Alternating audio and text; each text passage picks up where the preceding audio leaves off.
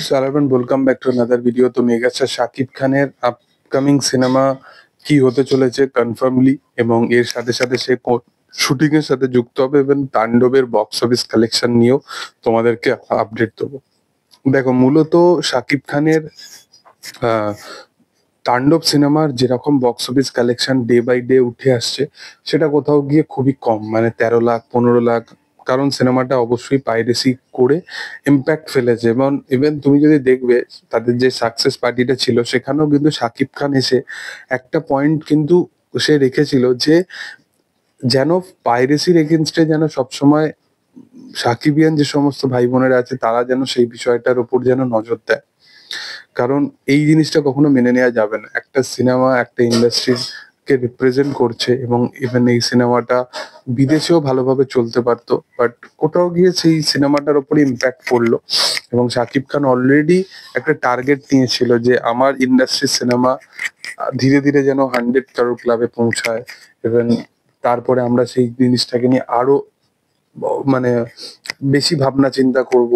তো এই বিষয়গুলো নিয়ে সে ভাবনা চিন্তা করেছিল অলরেডি। বরবাদের যেটা প্রেস মিট ছিল, সেখানে সে বিষয়টাকে নিয়ে জানিয়েছিল।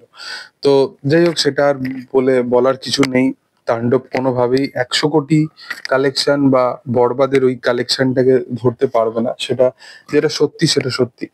এবং তাণ্ডব হয়তো আমার মনে হয় যে তুফানের যে লাইফ টাইম বক্স অফিস কালেকশনটা ছিল সেটাকে বিট করে দেবে। বাট তুমি ডিফারেন্সটা বুঝতে পারবে যে তুফান কিন্তু কখনো পাইরেসি হয়নি, বাট তারপরও তুফানের লাইফ টাইম কালেকশন ছিল 56 কোটি টাকা, এবং তাণ্ডব পাইরেসি হয়ে তার কালেকশন প্রায় 46-47 কোটি টাকা। তো ডিফারেন্স আছে, ডিফারেন্স থাকবে, এবং মেগাস্টারের ক্রেজ সেটা দিন ডে বাই ডে আরো বেড়েছে। এবং তাণ্ডবে মূলত মাল্টিপ্লেক্স চেনেরই বক্স অফিস কালেকশন প্রায় 10 কোটি টাকা প্লাস। তো অনেকে বলছিল যে কালেকশন করেনি। একটা সিনেমা মাল্টিপ্লেক্সে যদি 10 কোটি কালেকশন করতে পারে, তবেই সেই সিনেমা 30-40 কোটি টাকা কালেকশন ওভারঅল করতে পারবে, না হলে এটা কখনো সম্ভবই নয়। তো ফাইনালি সেই কালেকশনটা বক্স অফিসে আমরা দেখতে পাচ্ছি মূলত। এবং এর সাথে সাথে তার নেক্সট সিনেমা মূলত যেটা আপডেট উঠে এসছে, সেটা হচ্ছে যে শাকিব ফাহাদের যে সিনেমাটা, যেখানে তাকে আমরা এজ আর্মি অফিসারের চরিত্রে দেখতে পাবো। তো কোথাও গিয়ে সেই চরিত্রটা বা সেই কাজটা শুটিং হয়তো এই বছরই শুরু হয়ে যাবে, স্কেডিউল তো তাই বলছে। দেখার যে সেটা কি হয়।